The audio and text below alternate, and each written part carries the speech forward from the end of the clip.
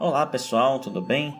Hoje, seguindo a jornada dos arcanos maiores e de todo o tarô que nós queremos mergulhar, viajar e experienciar, hoje nós vamos falar sobre a carta da Imperatriz, uma das bases do entendimento da polaridade do nosso universo dual, essa força primordial que está presente em todo o mundo.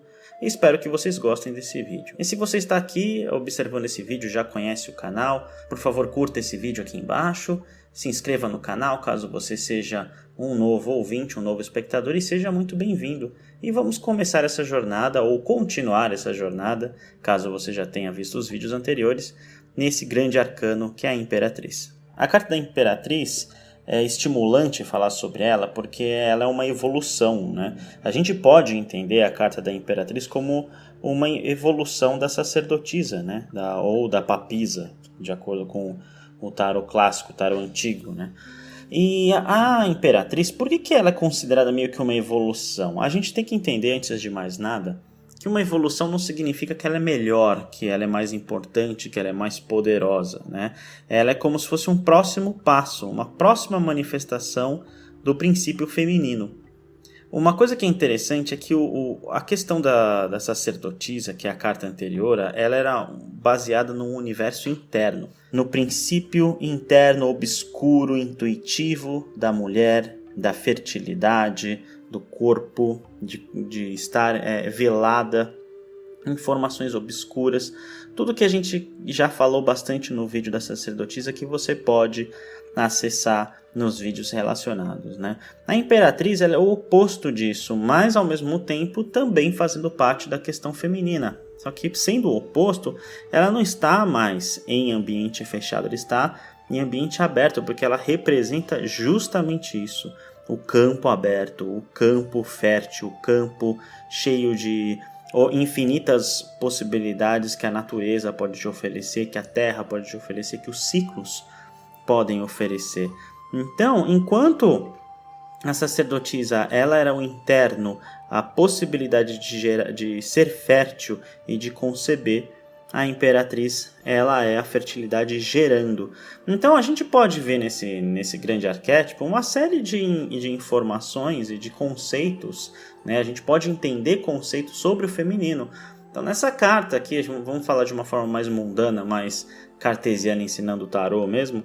Ela é uma carta que vai representar a fertilidade, é uma carta que vai representar a abundância, uma carta que vai representar o amor, o amparo dessa grande mãe que não está longe, ela está perto. Se você for observar, ela está com o pé no chão, o trono dela está no chão, ela é acessível a todo mundo, porque ela é o arquétipo da mãe, a mãe que ampara, a mãe que conforta, a mãe que dá forças para os seus filhos, que direciona o caminho e que dá bons conselhos, né? Essa é uma carta muito boa para você vibrar junto a ela quando você está em um impasse na vida, quando você está numa situação que parece que não sai, que não anda.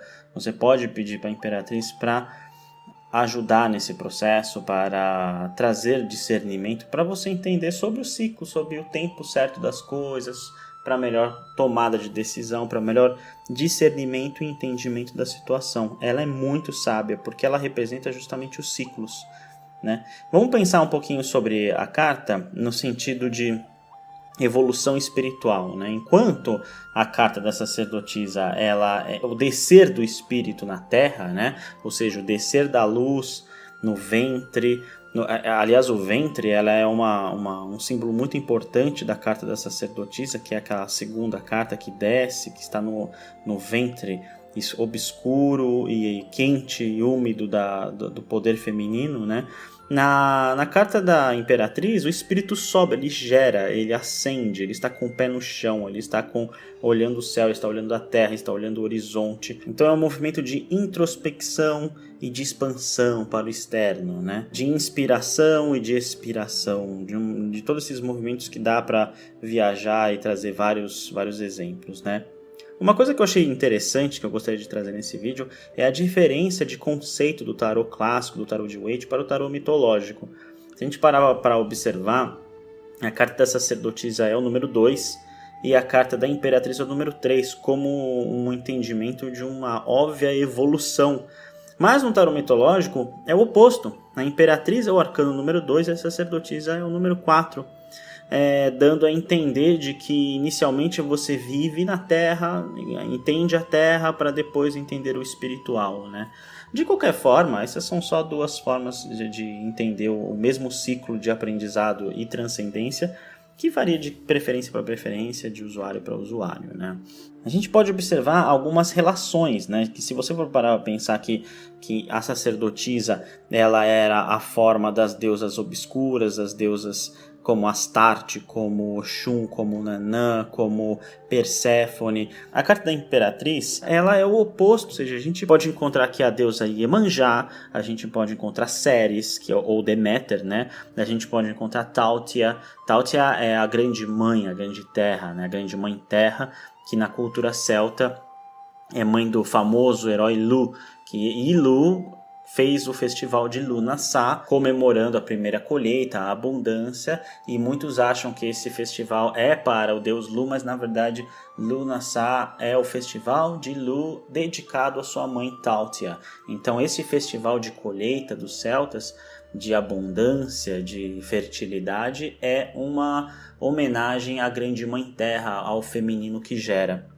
A gente pode observar aqui a questão do espírito sendo concebido e sendo gerado, também a relação Oxum, que é o fator que concebe, ou seja, o fator fértil que gera concepção, e também o orixá Nanã, que é a que faz o criar, o tecer o fio da vida, né? Para depois o próximo passo, que é Iemanjá, que é o fator gerador de Deus que gera filhos. Então, essa carta, a Imperatriz, se você for observar, por exemplo, no tarô mitológico, que é Ceres ou Deméter, ela está grávida, ela representa a fertilidade, a geração. Ou seja, essa geração pode ser tanto geração de filhos mesmo, como de projetos, como de ideias, como de um processo emocional, como de uma inspiração, de um insight, de uma epifania, de uma série de questões, de um relacionamento, de uma nova casa, de uma série de coisas, né? Então, esse é o fator gerador, a Imperatriz, como Iemanjá. Iemanjá, ela se a gente for parar para pensar, Iemanjá nas lendas antigas de Yorubá, ela era, em muitas lendas, considerada a mãe de todos os orixás, né? Poucas lendas se falam de quem criou Iemanjá. Algumas lendas falam que ela é filha direta de Olorum, que é o grande deus, ou de Olokun, que é a mãe de Iemanjá, e que, curiosamente, Olokun em algumas lendas é citada como uma grande mãe da água ou como um grande pai da água, e gerando essa dúvida se Olokun é uma outra forma de se referir a Olorum ou se é uma outra divindade feminina que gera Iemanjá. Então, independente disso, vale só como um parênteses, como uma curiosidade, né? Iemanjá sendo o fator gerador representado também na carta da Imperatriz. Vamos voltar à questão do ambiente, né? Se a gente for observar a sacerdotisa, nas cartas ela é uma figura feminina que se encontra num ambiente fechado, enquanto a Imperatriz num ambiente aberto, fazendo uma clara alusão do universo interno e do universo externo aplicado de uma forma prática, o feminino no ciclo, né? Tanto que, se você for observar na carta da sacerdotisa do tarô mitológico, o ambiente interno é claramente visível e é possível ver uma porta do lado de fora da carta da sacerdotisa, que é nada mais nada menos que o ambiente onde está a sua mãe Deméter, a sua mãe Ceres, que é o ambiente da colheita, o ambiente onde está a carta da Imperatriz. Isso é muito interessante de você observar essa relação. Aliás, falando de Ceres e de Deméter, a gente pode ver essa relação da carta da sacerdotisa e da Imperatriz no tarô mitológico de uma forma muito direta, muito clara. Se a gente for pensar aqui, a carta da Imperatriz, que é a grande mãe, a mãe de tudo, a mãe que gera, a mãe que cria as coisas e que é a dona da fertilidade, ela é representada por Deméter, ou também conhecida como Ceres, né? E ela é nada mais nada menos que mãe de Perséfone, que é a representação da carta da sacerdotisa, que é justamente aquela que se afasta de sua mãe Deméter para ficar com o seu marido Hades no mundo inferior, no mundo dos mortos, no submundo, como você preferir chamar, e aí gerando inverno. Então a Perséfone e Ceres, elas são essa dualidade do feminino que geram os ciclos da natureza, que geram os ciclos do ir e vir, do inspirar e do expirar, é o equilíbrio da movimentação da natureza. E a Imperatriz sendo essa força acolhedora, essa força que abraça, essa força que entende, né? E sendo ela a grande mãe. Se a gente for observar na carta do tarô clássico, né, aquele tarô de Marsella, né, da Imperatriz, a gente vai observar o báculo dela, ou o mastro, ou o cajado dela, que é uma esfera com uma cruz para cima, né? Só que isso a gente vai falar mais na carta do Imperador, que é a capacidade de geração de realidade. Mas a evolução do tarô, né, para o tarô de Rider-Waite, os novos tarôs modernos, essa imagem ela inverte e forma o símbolo de Vênus, que está muito claramente presente na carta da Imperatriz do tarô de Rider-Waite. E esse símbolo de Vênus, a gente não precisa nem pensar muito, que está claramente ligado ao feminino, à fertilidade, à geração na matéria. E não dá para não fazer uma relação com o signo que Vênus rege, que é o signo de Touro. Obviamente que Vênus também rege o signo de Libra. Existem algumas características de Libra nessa carta, mas ela está mais intimamente ligada ao signo de Touro. Tanto que, se a gente pensar nas questões positivas da Imperatriz, tem tudo a ver com as questões positivas de Touro, como o acolhimento, a fertilidade, a abundância do alimento, a abundância do conforto, né? Um ambiente agradável, essa bênção de se sentir de saber que estar encarnado e viver na matéria como uma forma de encarar a bênção divina da vida na matéria, e também o lado negativo, como os ciúmes, a insensibilidade, a manipulação, né? Então dá para fazer essa ligação muito forte desses elementos, desses símbolos, né? Tanto do tarô, quanto do planeta, quanto do signo, né?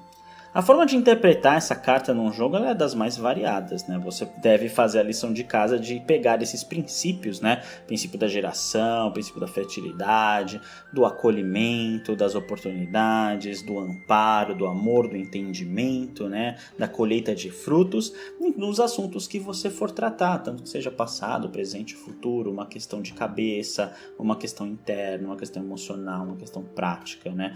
Então, pense um pouco, medite sobre essa carta, esteja em contato com esses símbolos para você sentir o que esses símbolos falam com você antes de fazer jogadas práticas, para você ter um pouco de familiaridade com o que é sentir esta carta, né? E como eu falo em todos os vídeos, esse arcano do tarô, como todos os arcanos maiores do tarô, eles não estão presentes só no tarô, eles estão dentro da gente, eles são arquétipos, eles são processos projetivos da nossa essência, tanto material quanto psicológica quanto espiritual. Então a Imperatriz é uma grande força que reside dentro de cada um de nós.